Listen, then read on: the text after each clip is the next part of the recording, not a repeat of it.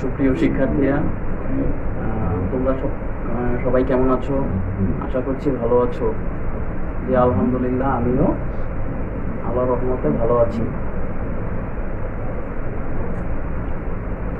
আজকে তোমাদের জন্য থাকছে অষ্টম শ্রেণীর আইসিটি বিষয়ের তৃতীয় অধ্যায় তৃতীয় আইসিটি বিষয়ের তৃতীয় অধ্যায় থেকে আলোচনা করব। প্রথমে আমরা এই অধ্যায় থেকে কয়েকটি সংক্ষিপ্ত প্রশ্নের উত্তর সাজেশন আকারে দেবো। এগুলো তোমরা বাসায় গাইড দেখে বা মেইন বই থেকে উত্তর বের করে পড়বে। তাহলে সংক্ষিপ্ত প্রশ্নগুলো হচ্ছে: এক, কম্পিউটার ভাইরাস কি?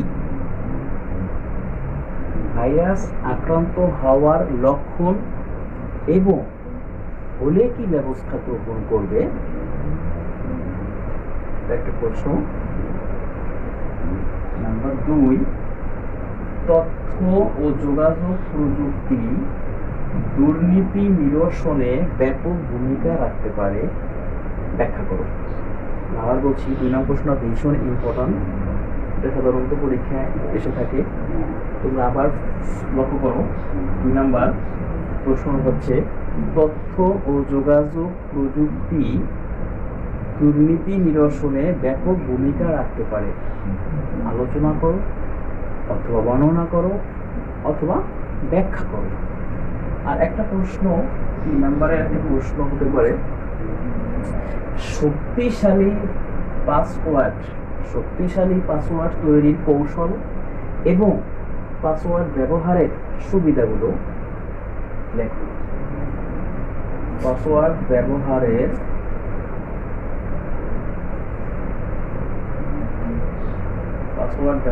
সুবিধাগুলো লেখো। আমি আবার বলছি, 3 নম্বর প্রশ্নটা, যে শক্তিশালী পাসওয়ার্ড তৈরির কৌশল এবং পাসওয়ার্ড ব্যবহারের সুবিধাগুলো লেখো। এক নজরে আবার প্রশ্নগুলো দেখি। 3টি প্রশ্ন তোমাদের জন্য এখানে ভীষণ ইম্পর্টেন্ট, তবে সবচেয়ে বেশি ইম্পর্টেন্ট হচ্ছে 2 নম্বর প্রশ্ন। এক নজর আবার করে দেই। কম্পিউটার ভাইরাস কি? ভাইরাস আক্রান্ত হওয়ার লক্ষণ এবং হলে কি ব্যবস্থা গ্রহণ করবে তা লেখো।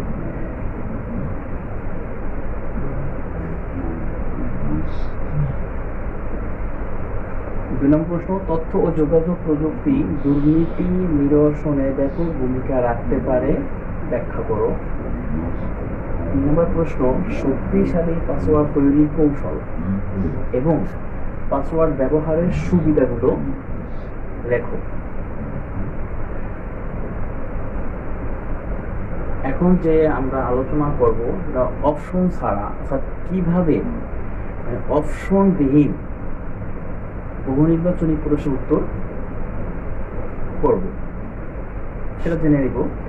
কারণ অনেক সময় অপশন দেয়া থাকে সত্য, ঠিক আছে, অপশন ছাড়াও পরীক্ষা হতে পারে।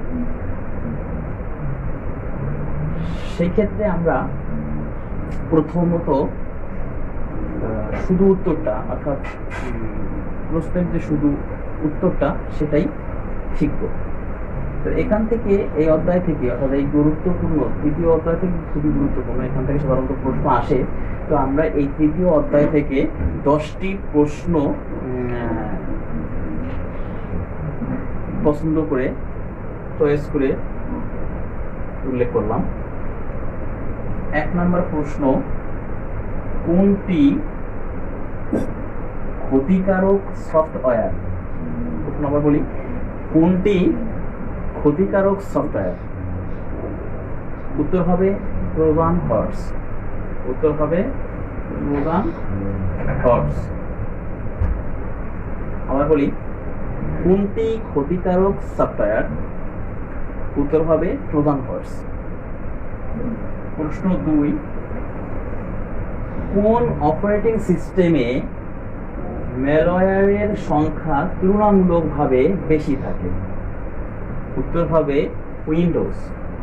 উইন্ডোজ উইন্ডোজ কোন অপারেটিং সিস্টেমে ম্যালওয়্যারের সংখ্যা তুলনামূলকভাবে বেশি থাকে? সেটা হচ্ছে উইন্ডোজ। 3 নম্বর প্রশ্ন হবে স্ট্যাম্প কোনটির সাথে সম্পর্কযুক্ত? কিসের সাথে সম্পর্কযুক্ত? উত্তর হবে ইমেল। ইমেলের পূর্ণরূপ হচ্ছে ইলেকট্রনিক মেল। ইমেলের পূর্ণরূপ হচ্ছে ইলেকট্রনিক মেল।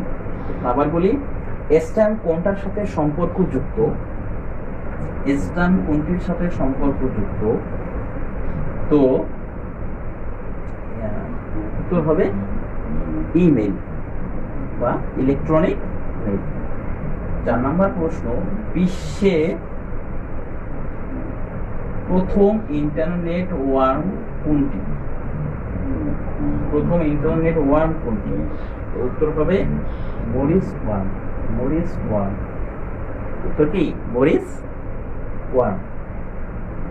আবার বলি, 4 নম্বর প্রশ্ন আবার একবার বলে দেই, বিশ্বে প্রথম ইন্টারনেট ওয়ার্ম কোনটি?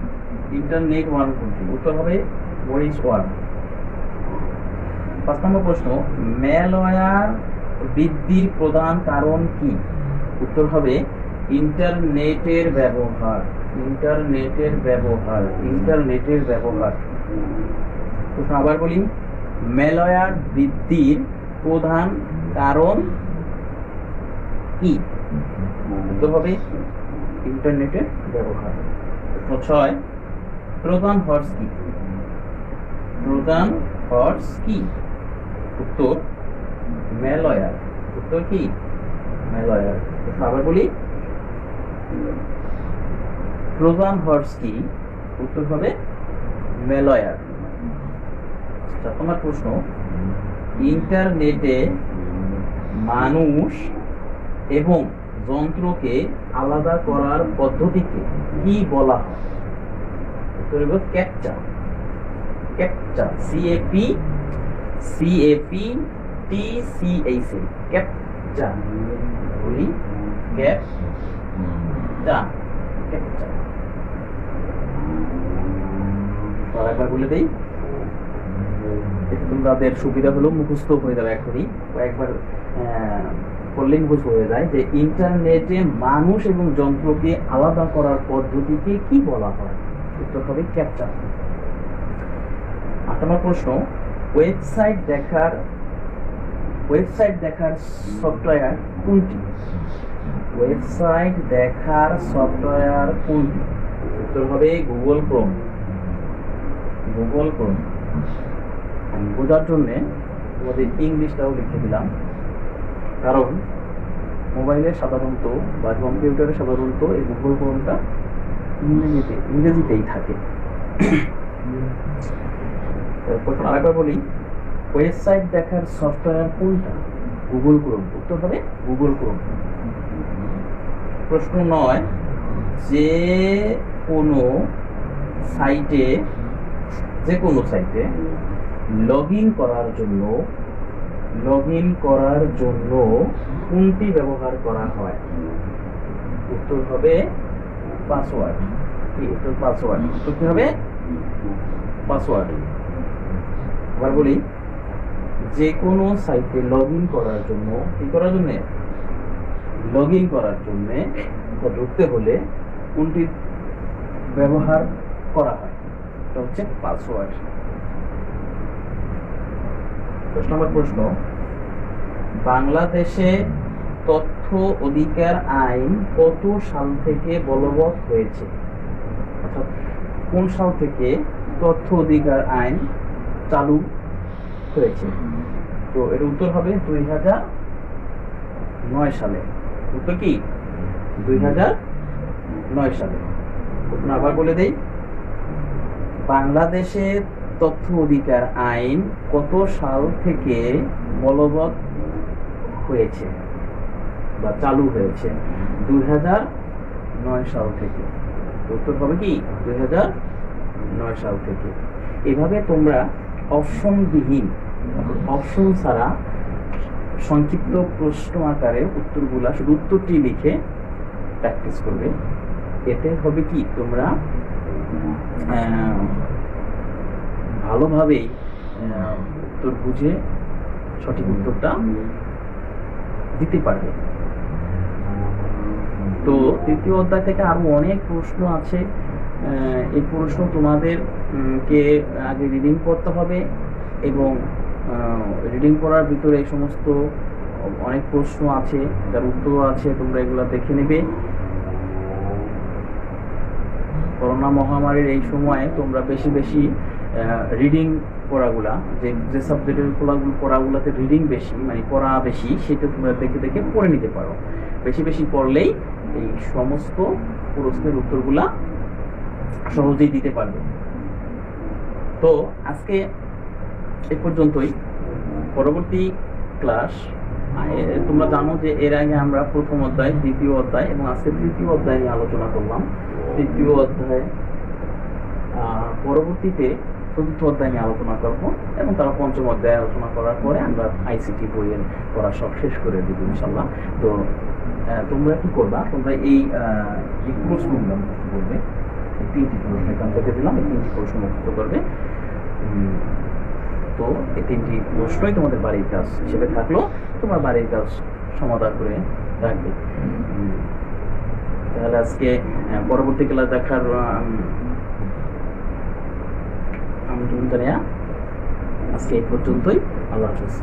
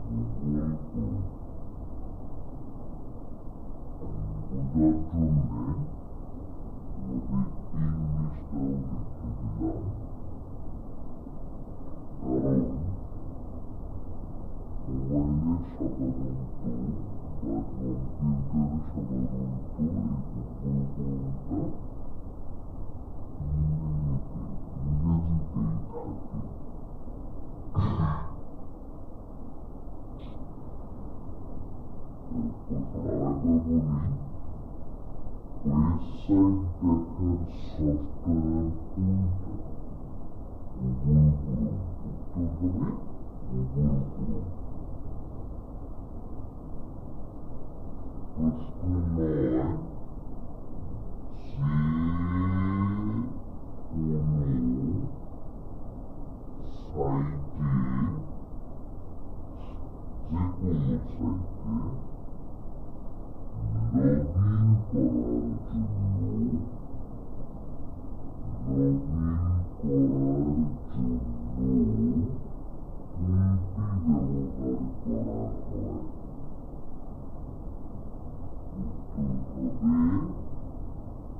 password. Password. Password. Regularly, যে কোনো সাইটে লগ ইন করার জন্য ঢুকতে হলে ব্যবহার করা হয়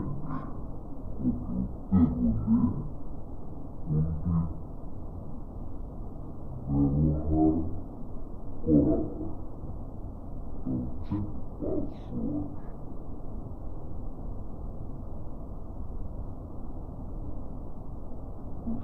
প্রশ্ন বাংলাদেশে তথ্য অধিকার আইন কত সাল থেকে বলবৎ হয়েছে? কোন সাল থেকে তথ্য অধিকার আইন চালু হয়েছে? তো এর উত্তর হবে 2009 সালে। উত্তর কি 2009 সালে। আবার বলে দিই, বাংলাদেশে তথ্য অধিকার আইন কত সাল থেকে বলবৎ হয়েছে বা চালু হয়েছে? 2009 সাল থেকে। উত্তর হবে কি 2009 সাল থেকে।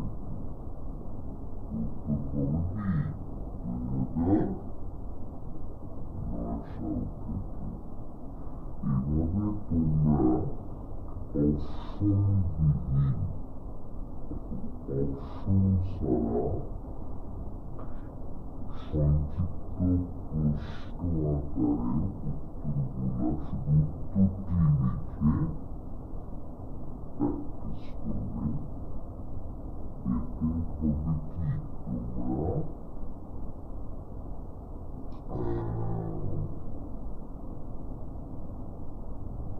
ভালোভাবে বুঝে সঠিক উত্তরটা দিতে পারবে। তো দ্বিতীয় অধ্যায় থেকে আরো অনেক প্রশ্ন আছে। এই প্রশ্ন তোমাদের আগে রিডিং করতে হবে এবং রিডিং করার ভিতরে সমস্ত অনেক প্রশ্ন আছে, যার উত্তর আছে, তোমরা এগুলো দেখে নেবে।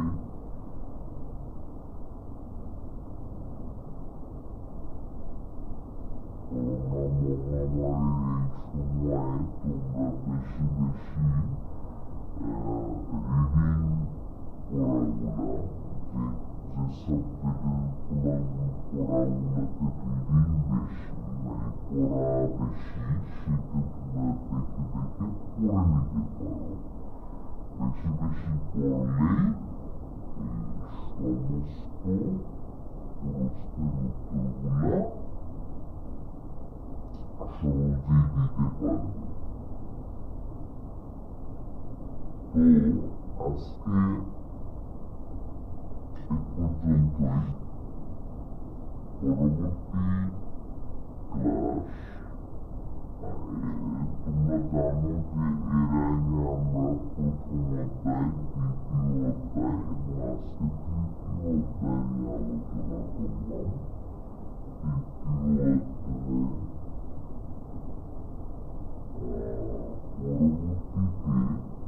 পরবর্তীতে চতুর্থ অধ্যায় নিয়ে আলোচনা করব এবং তারা পঞ্চম অধ্যায় আলোচনা করার পরে আমরা আইসিটি বইয়ের পড়া সব শেষ করে দিব ইনশাল্লাহ। তো তোমরা কি করবা, তোমরা এই কোর্সগুলো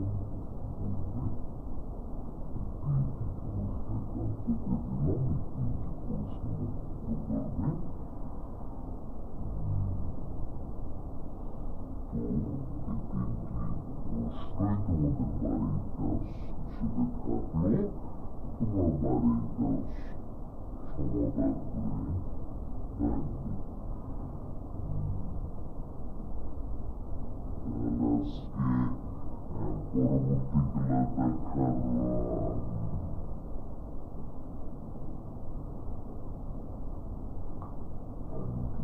নেওয়া আজকে পর্যন্তই। আল্লাহ হাফিজ।